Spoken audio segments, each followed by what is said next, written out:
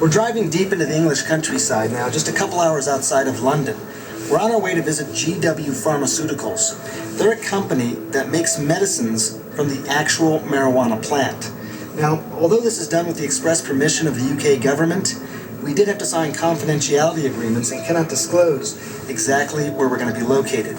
You see, marijuana is illegal in just about every part of this country, except for the secret labs that we're about to enter. Wow, this is pretty spectacular. You used to the smell?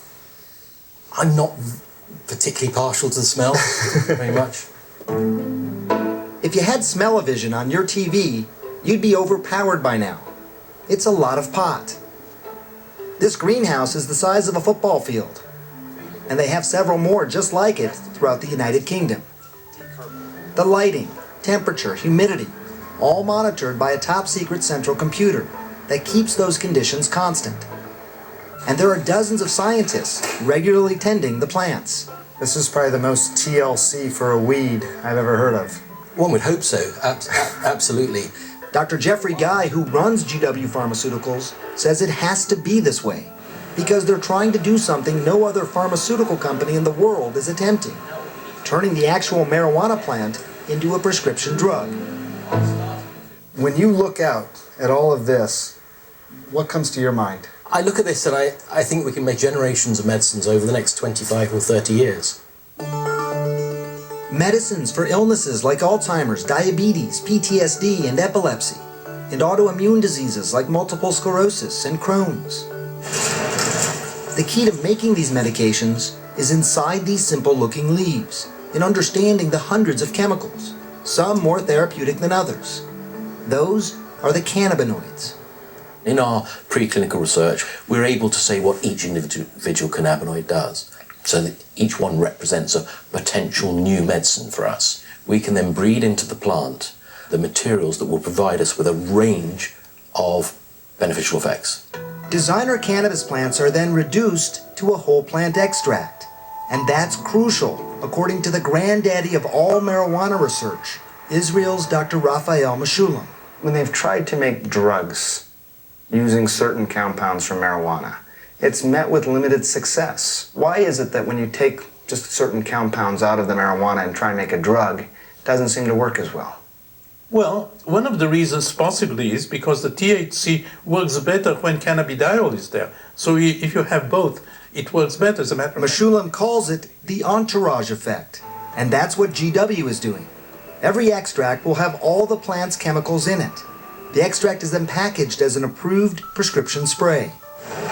In order to increase the chances of getting that approval, every step, from growing to harvesting to manufacturing, is all carefully controlled, regulated, and rigorously tested to strict standards, so that every plant, every extract, every dose is identical, safe, and effective. It is an expensive and painstakingly slow process. It has taken hundreds of millions of dollars and a decade to develop their first drug, Sativex, for the unrelenting pain and spasms brought on by multiple sclerosis. Is this a place that you walk? As a neurosurgeon myself, I was curious just how well this medicine could work. Teresa Pointer was diagnosed with MS in February of 2004. For years, she struggled with pain and exhaustion. She tried just about everything, but found the drugs prescribed to her were either ineffective or had awful side effects.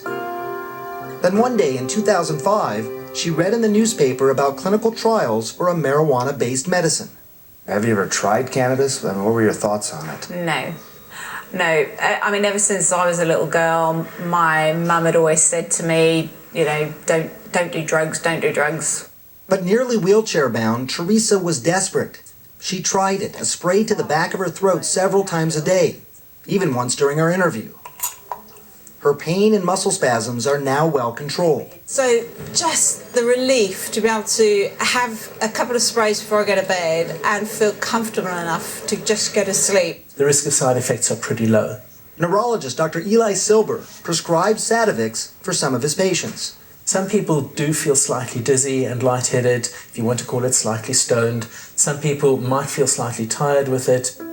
But according to GW studies, only 6% of patients stop taking the drug because of the side effects, More than 50% did get relief and continued on the drug. All of that makes it a potentially powerful medicine for the 2.3 million MS sufferers worldwide. It's now available in 25 countries, but not the United States, where it's still under investigation. Why so much more stringent in the United States? I think there is a greater level of rigor at all levels of regulatory inquiry in the US. Like any drug in the United States, cannabis would have to go through rigorous testing, research, and approval by the FDA. But after that, things start to get tricky. You see, marijuana also needs the approval of other governmental agencies, like the National Institutes of Health and the Drug Enforcement Administration. This is, of course, difficult, if not impossible. Why? Because in the United States, marijuana is illegal and classified by the government as a Schedule I controlled substance. That means it is considered to be among the most addictive drugs and is not recognized as having any medicinal benefit. And that's why what I'm about to tell you is so ironic. The irony is that the federal government has patented one of the important chemicals in the plant. The government of the United States has a patent on a substance for medicinal purposes at the same time that they say it has no medicinal purpose. Exactly. Mayo Clinic researcher Dr. Michael Bostwick is talking about United States patent number 6630507. It's held by the U.S. Department of Health and Human Services for the exclusive use of cannabinoids for certain treatments. I was stunned, and it really feels to me like sort of a dog in the manger, that the federal government is sitting on this wonderful thing, and not letting anybody else do anything with it. And when we went to the government to ask about it, none of the agencies involved would comment. We're being handcuffed by the government, preventing us from doing the right trials.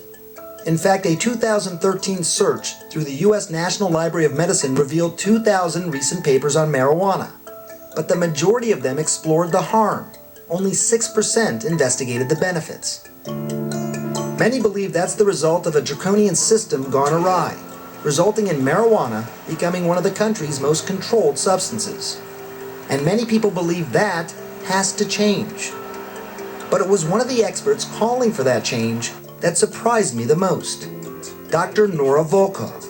She's the director of the National Institute on Drug Abuse. That's the very agency that many say has blocked a good deal of cannabis research. If the researchers feel that this is an impediment to them doing actually scientific work, this is something that should be addressed. On the front lines of that battle, the son of a political dynasty.